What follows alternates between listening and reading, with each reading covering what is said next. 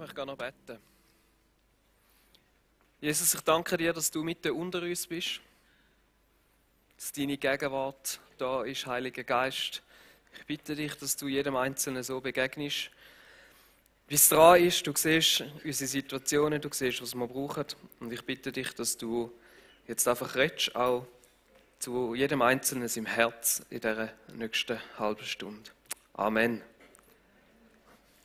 Hey, schön, euch alle wieder zu sehen. Nachdem wir jetzt hier eine Weile Pause hatten, viele noch in der Ferien waren. Und wir haben uns mega gefreut, jetzt in das zweite Halbjahr zu starten mit euch allen zusammen. Unter dem Slogan «Weil Leben mehr ist» haben wir Werbung gemacht für die Next Step Weeks, die nächsten Donnerstag losgehen und wo sich schon über 110 Leute angemeldet haben. Das ist mega, mega cool. Wir freuen uns mega auf diese Woche. Wir haben diesen Slogan gewählt, weil wir fest davon überzeugt sind, dass Gott für jeden Einzelnen von uns noch viel mehr hat. Dass er mehr Qualität hat für unser Leben. Dass er mehr Freiheit um ist, dort wo wir vielleicht noch irgendwo in Sachen gebunden sind. Dass mehr Lebensfreude für uns vorhanden ist bei Jesus. Dass uns Gott noch auf viel mehr Abenteuer möchte mitnehmen.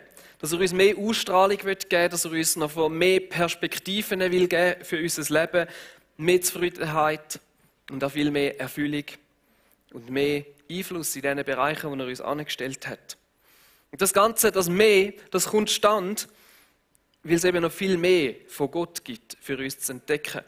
Gott hat noch mehr Offenbarungen für dich parat, wer er ist, was er für dich hat, was sein Plan, was sein Wille für unser Leben ist. Und ich habe mega gemerkt, hey, ich möchte mich nochmal Vollgas ausstrecken nach dem. Ich will nicht ein Leben leben, wo ich nur so ein bisschen an der Oberfläche gekratzt habe, von dem, was Gott eigentlich für mich parat hat, sondern ich möchte tief in das hineingehen. Ich möchte das in Anspruch nehmen, ich möchte das entdecken. Und ich glaube, niemand da drin, wo jetzt da drin hockt, hat schon alles entdeckt, was Gott für uns parat hat. Es ist noch so viel mehr herum, wenn wir uns aufmachen, wenn wir uns darauf einlassen, das zu entdecken und sagen, hey ja, ich möchte hungrig bleiben nach mehr von Jesus.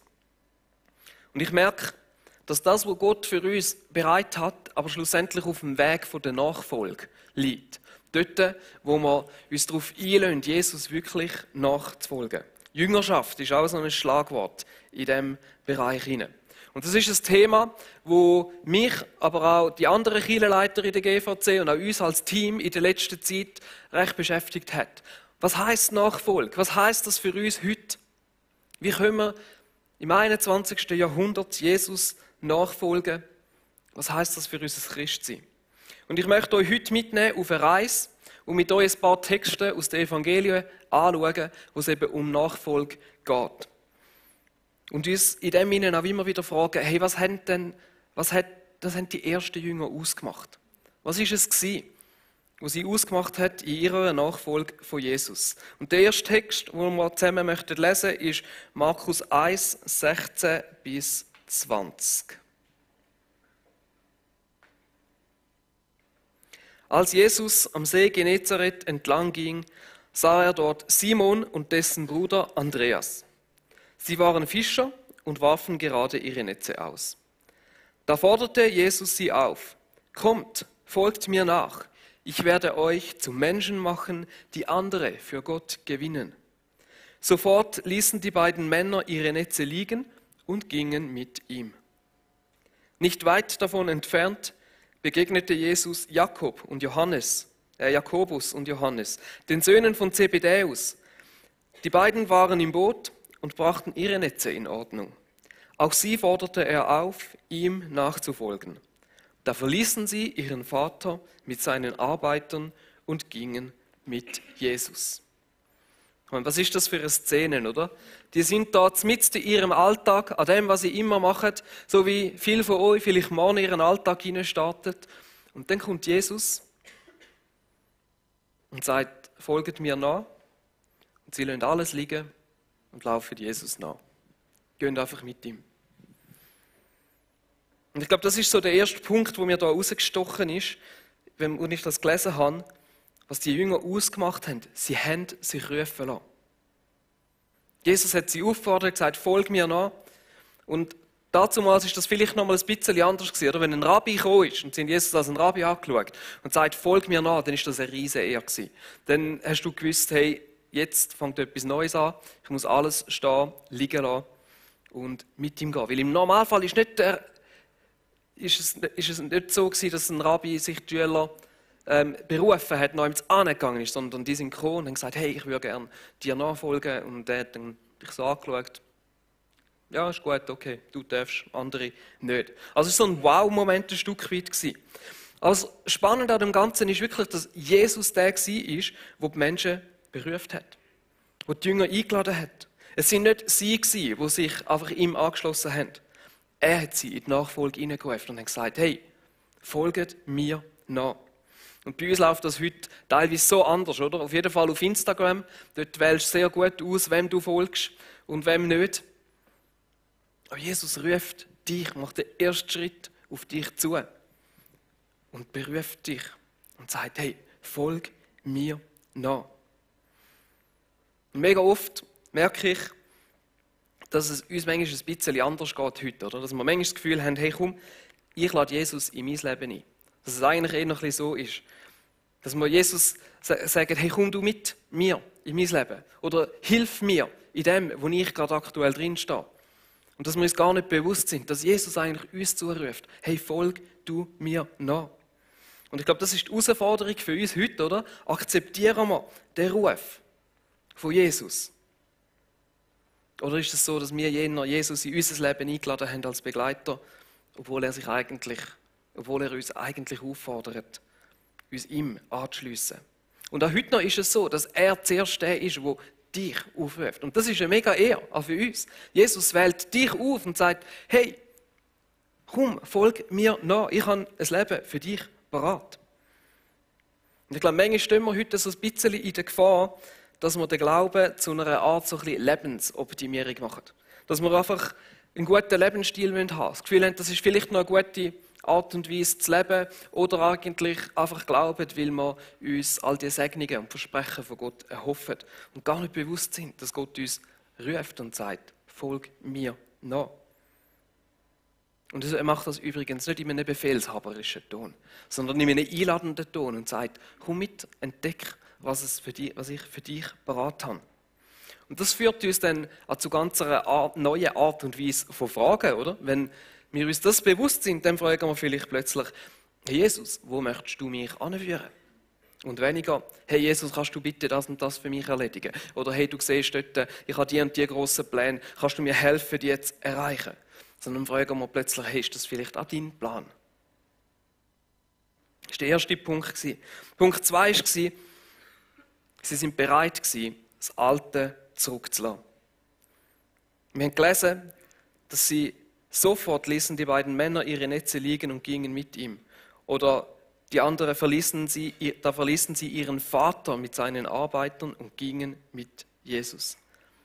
Sie haben gewusst, dass wenn sie dem Jesus nachfolgen, dann heißt das, alles, was sie gerade machen sind, liegen lassen. Das ist in ihrem Beispiel ist das der Job gewesen, den sie dort hatten. Das, wo sie jetzt mit drin gestanden sind.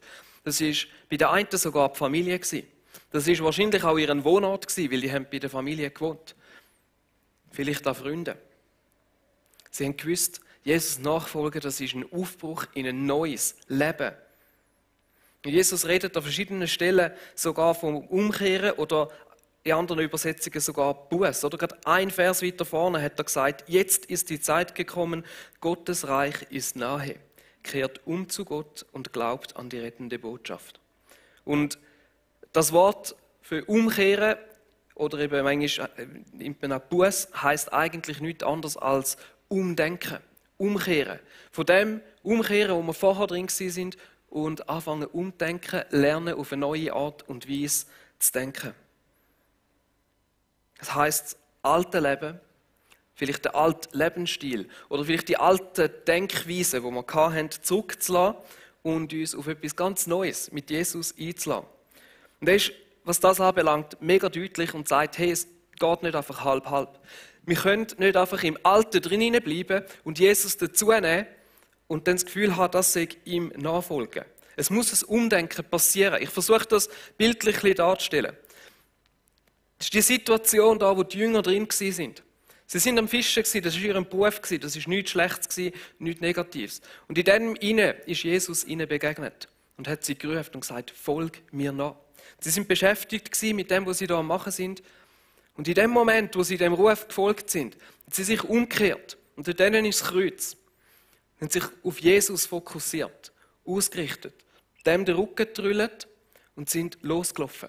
Aber es geht nicht, dass wir mit einem Bein in dem Alten drin bleiben und wenn wir nachlaufen, das hebt uns immer zurück. Und Umdenken bedeutet, wir richten unseren Fokus jetzt auf Jesus und nicht mehr auf das, was vorher war. Und Jesus meint damit nicht, dass jeder von uns seine Familie, sein Zuhause, seinen Job verlassen muss. Das ist nicht damit gemeint. Aber Nachfolge ist eine Art ein neues Leben, das anfängt. Wo nicht mehr gleich aussieht wie das Leben von vorher. Im 2. Korinther heißt es, gehört also jemand zu Christus, dann ist er ein neuer Mensch. Was vorher war, ist vergangen, etwas völlig Neues hat begonnen. Und ich glaube, wir alle haben in unserem Leben immer wieder Sachen, die uns ein Stück weit zurückheben, Jesus so ganz nachzufolgen. Ich kenne das nur zu gut. Aber ich glaube, wenn wir diese Sachen nicht bereit sind, zurückzulassen, dann fehlt es uns irgendwo an Kraft. Ich merke oft, dass wenn Menschen sagen, hey, ihre Nachfolge oder ihren Glauben ist irgendwie so kraftlos, dann hat es manchmal damit zu tun, weil sie in gewissen Bereichen noch im Alten drin hocken und nicht bereit sind, das loszulassen. Dass wir versuchen, in einigen Bereichen Jesus wieder zuzunehmen, aber nicht bereit sind, andere Sachen loszulassen und uns zu lösen und anzufangen, vielleicht auch umdenken. In meinem Leben ist das so gewesen, dass als ich 18, 20 war, für mich die Entscheidung getroffen, ich will Jesus voll und ganz nachfolgen. Und kurz darauf habe ich gemerkt, hey, ich bin aber in einer Beziehung drin, die mich irgendwo zurückhebt, die mich irgendwie nicht ganz auf Jesus zurennen lässt. Und es hat 2 Jahre gebraucht, bis ich bereit war, um mich zu lösen von dem, um wirklich ganz Jesus nachzulaufen. Das war nicht eine einfache Sache für mich, aber ich habe mega viel gewonnen. Und es können manchmal auch ganz andere Sachen sein. Und manchmal ist es auch so, dass wir vielleicht schon jahrelang mit Jesus unterwegs sind und plötzlich irgendwo etwas aufpoppt, wo wir merken, oh, da ist noch etwas, was ich eigentlich nie wirklich losgelassen habe, was ich vielleicht sogar mitgenommen habe. Das können negative Verhaltensmuster sein, dass wir in gewissen Situationen nicht die Wahrheit erzählen. Oder Sachen wie Zorn und Wutausbrüche, vielleicht manchmal in der Ehe oder im Umgang mit den Kindern. Sachen aus unserer Vergangenheit, die uns passiert sind, wo es uns schwerfällt, etwas zu vergeben. Oder wo ein Stolz um ist, wo wir sagen, hey, mit dieser Person, nein, auf die gehe ich nicht mehr zu. Oder auch einfach Vorurteile, negative Gedanken, vielleicht auch über gewisse Bevölkerungsgruppen oder Personengruppen. Kann auch Liebe sein zu den falschen Sachen. Ich habe mich mal ernsthaft fragen, wie wichtig ist mir mein Auto? Als junger Mann habe ich mal ein schönes Auto gefahren. Also ich bin immer noch ein junger Mann, aber noch so viel jünger. Habe ich mal ein schönes Auto gefahren und da hat irgendwann Diskussionen mit Gott müssen führen, welchen Stellenwert hat das Auto. Oder es können auch andere Sachen sein, unser Aussehen, das Äußere, die Figur. Und ich denke, herausfordernde Frage, die wir uns da stellen können, ist, hey, bin ich bereit, das oder das für Jesus wirklich loszulassen? Und gerade wenn wir wissen, dass es eigentlich dran ist, um es dann auch wirklich zu machen. Und ich glaube, es kann so viel auf uns warten, wenn wir bereit sind, die Sachen, die wir eigentlich wüssten, die heben uns ein Stück weit zurück, effektiv loszulassen und Jesus nachzufolgen. Und ihr merkt, Jesus nachfolgen ist nicht einfach ein Spaziergang. Jesus hat nie gesagt, hey, es ist einfach nur der easy peasy schöne Weg. Es ist eigentlich viel mehr. Es ist ein neues Leben. Ich möchte nochmal eine Stelle anschauen, wo Jesus über Nachfolge geredet hat. Lukas 9, 23. Wer mein Jünger sein will, darf nicht mehr sich selbst in den Mittelpunkt stellen, sondern muss sein Kreuz täglich auf sich nehmen und mir nachfolgen. Das ist die Hoffnung für alle Übersetzung. Andere Übersetzungen sagen, muss sich selbst verleugnen sogar. Aber ich finde, darf sich selbst nicht mehr in den Mittelpunkt stellen. Eine sehr gute Übersetzung, was eigentlich damit gemeint ist. Und das ist vielleicht der dritte Punkt. Die Jünger sind bereit gewesen, den Preis zu zahlen. Sie sind nicht nur bereit gewesen, das Alte zu verlassen, wo sie drin sind, und sich neu auszurichten, sondern sind auch bereit gewesen, das in Kauf zu nehmen, dass es in ihrem Leben eben schlussendlich nicht mehr um sie allein geht. Und ich glaube, das ist eine der wichtigsten Lektionen, die wir lernen können, wenn wir Jesus nachfolgen, oder wo wir auf jeden Fall bald werden darauf stoßen, wenn wir das ernsthaft machen, dass Jesus uns auffordert und sagt, hey, es geht nicht mehr um dich. Du bist Teil von etwas Grösserem. Es geht um mehr. Richte dich ganz auf mich aus und folge mir nach. Stehst nicht mehr du im Mittelpunkt von deinem Leben. Und das ist noch eine bittere Pille manchmal zum Schlucken. So dass, was? Es geht nicht mehr um mich, komme ich dann nicht zu kurz. Und ich nenne das, da den Preis zu zahlen, weil es uns effektiv etwas kostet. Aber ich glaube, es kostet uns nur so viel oder es ist nur so ein abschreckender Preis oder so eine bittere Pille, wenn wir uns nicht bewusst sind, was wir schlussendlich gewinnen, was Jesus uns eigentlich möchte schenken, was er alles für uns parat hat. Und ich komme nachher noch mehr auf das. Aber ich glaube, manchmal ist es auch heute eine Gefahr, dass wir Jesus folgen, in erster Linie für unsere eigenen Zwecke. Um vielleicht bessere Menschen zu sein, um nicht ein schlechtes Gewissen zu haben. Vielleicht will wir uns erhoffen, dass er uns verändert, dass er uns segnet, dass er unsere Pläne oder das, was wir machen, segnet, aber es geht eigentlich immer noch vor allem um uns. Jesus sagt, hey, es soll euch nicht um euch selber gehen, sondern um mein Reich und das, was ich parat habe. Das ist eine starke Aussage. Löst wahrscheinlich etwas aus in dir. Er sagt da auch, wir sollen bereit sein, täglich unser Kreuz auf uns zu nehmen. Und damit ist vor allem gemeint, dass wir bereit sein sollen, für das Reich Gottes vielleicht einmal einen Nachteil in Kauf zu nehmen. Wir sollen bereit sein, auch dort den Weg mit Jesus zu gehen, wo es vielleicht Widerstand gibt. Oder manchmal heisst es sogar Leiden auf uns nehmen. Auch das ist eine rechte Challenge. Der Lukas schreibt da täglich. Und ich glaube, das ist so ein bisschen ein Schlüssel.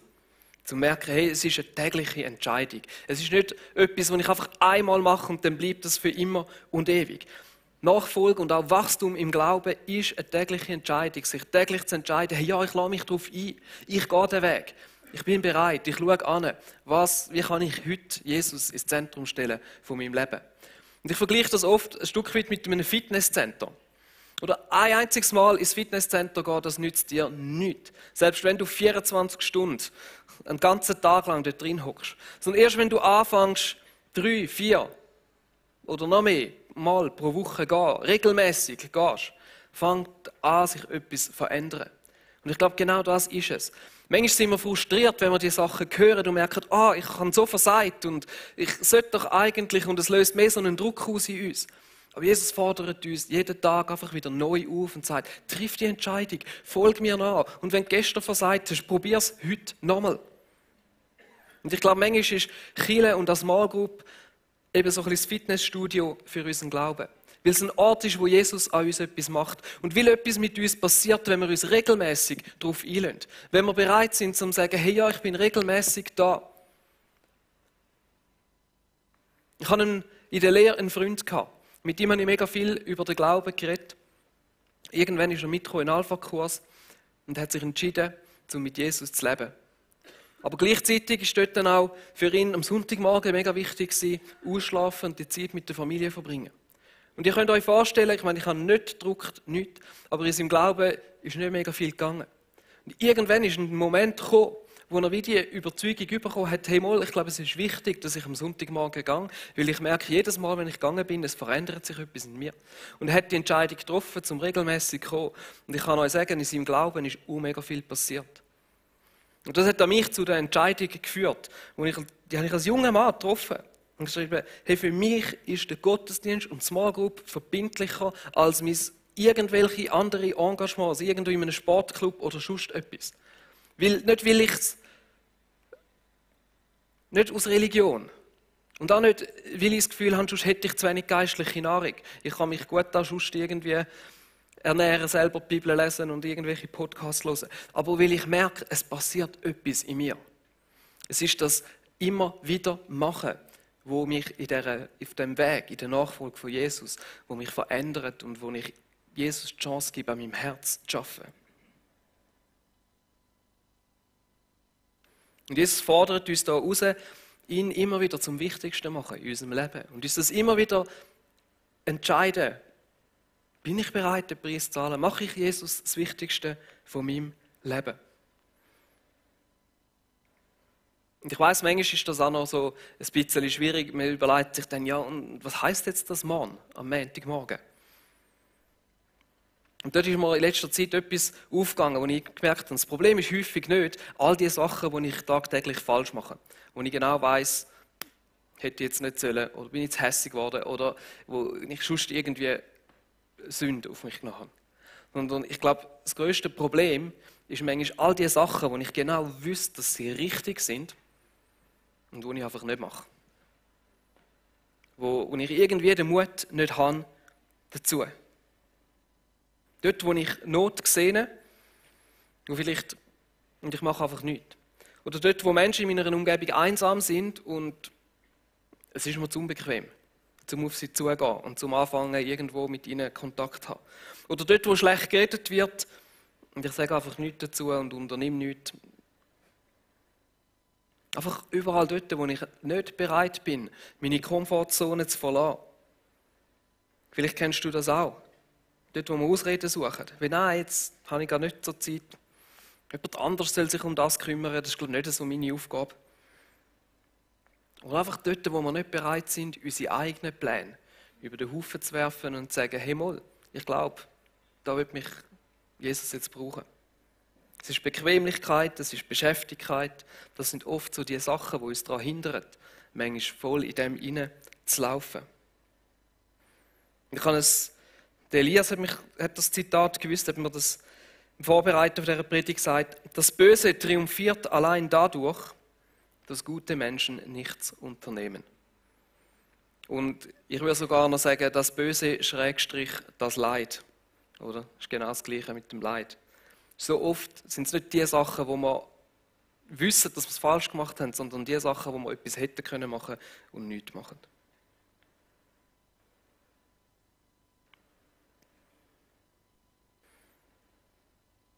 Schon ein bisschen so, he? Jesus macht es nicht so ganz einfach.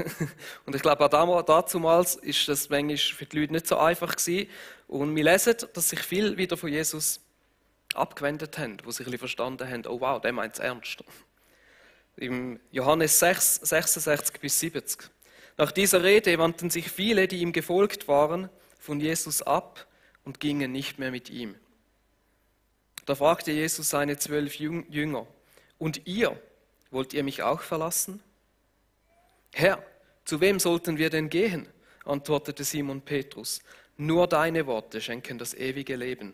Wir glauben und haben erkannt, dass du der Heilige bist, den Gott gesandt hat. Und ich glaube, das ist so ein bisschen der vierte Punkt, wo ich merke, wo die Jünger hatten. Sie sind bereit gewesen, alles auf Jesus zu setzen und zu sagen, hey, wohin sollen wir denn sonst? Der Petrus hat das erkannt, das Geheimnis irgendwo gecheckt und hat gesagt, hey, nur deine Worte geben ewiges Leben. Er hat irgendwie gecheckt, dass all die Sachen, die wir zutiefst in unserem Inneren immer wieder suchen, dass alle Alternativen irgendwo verblassen. Im Vergleich zu dem, was Jesus für uns parat hat. Und wenn wir ihm effektiv nachfolgen. Vergnügen, Karriere, Reichtum, Sex oder was auch immer.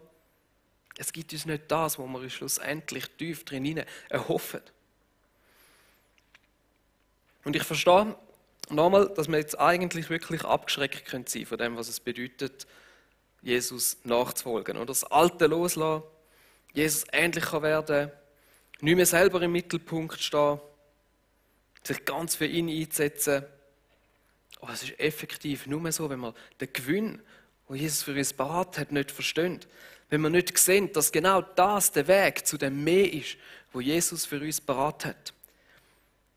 In dem Vers, wo es vorher darum gegangen ist, nicht sich selber im Mittelpunkt stellen, der hat noch einen Zusatz. Der nächste Vers, Lukas 9, 24, 25, sagt Jesus, denn wer sich an sein Leben klammert, der wird es verlieren. Wer aber sein Leben für mich aufgibt, der wird es für immer gewinnen. Was hat ein Mensch denn davon, wenn ihm die ganze Welt zufällt, er dabei aber sich selbst verliert oder Schaden nimmt? Jesus sagt, hey, das ist eigentlich der Trick. Das ist das Geheimnis. Wenn wir uns ganz auf ihn ausrichten, wir gewinnen.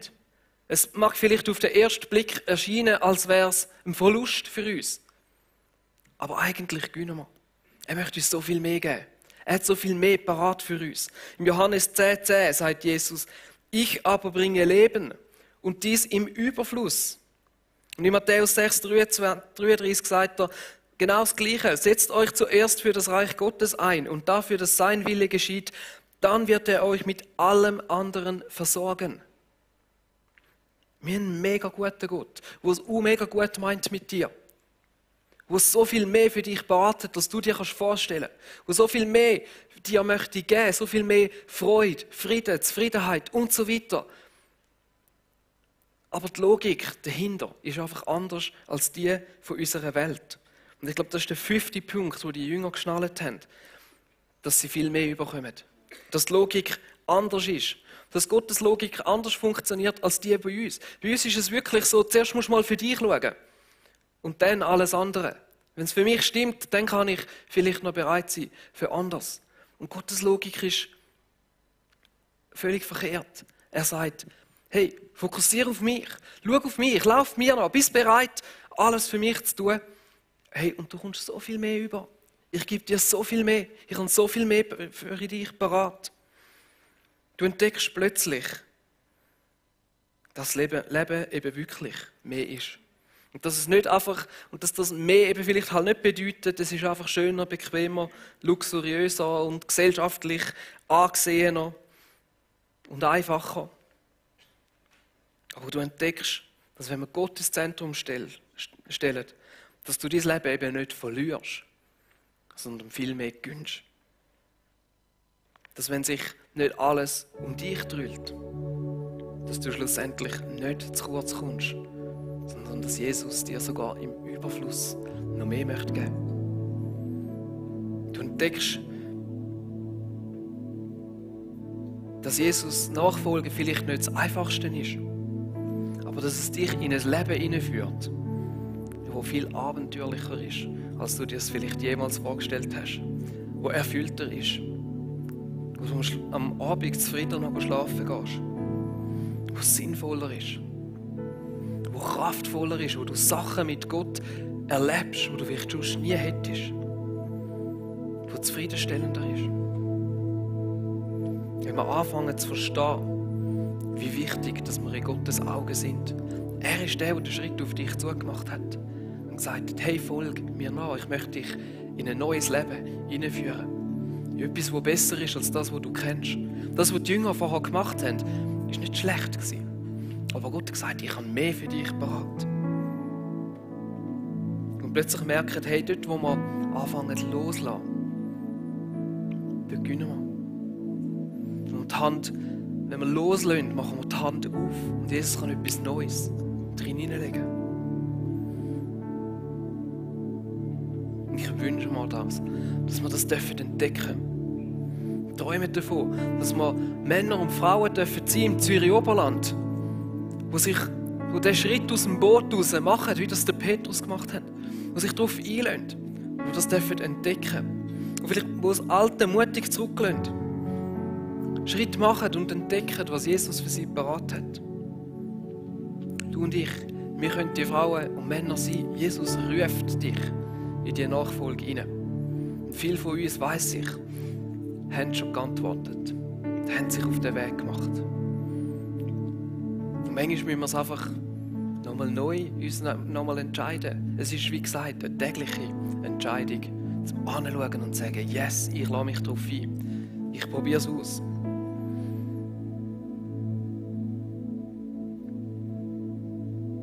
Ich möchte beten. Ihr dürft sitzen bleiben. Jesus, du rufst uns in deine Nachfolge hinein. Und wir singen manchmal das Lied, du hast vor uns liegt offenes Land. Und das ist ja so. Manchmal erscheint der Preis so hoch, die Sachen loszulassen, das Alte zurückzulassen. Uns selber nicht im Mittelpunkt stellen. Aber du hast so viel für uns parat, was du uns möchtest geben. Und ich bitte dich um Mut für jeden Einzelnen von uns, dass wir uns darauf einlassen können. Gerade dort, wo es uns vielleicht mega schwierig fällt. Dort, wo wir vielleicht manchmal den Gewinn noch nicht sehen. Heiliger Geist, ich bitte dich, dass du zu jedem Einzelnen redest von uns. Dass wir uns jetzt in dieser Zeit, die auch kommt, Gedanken darüber machen, was bedeutet das für mich? Was bedeutet das für unser eigenes Leben? Ich bitte dich, dass du redest. Amen.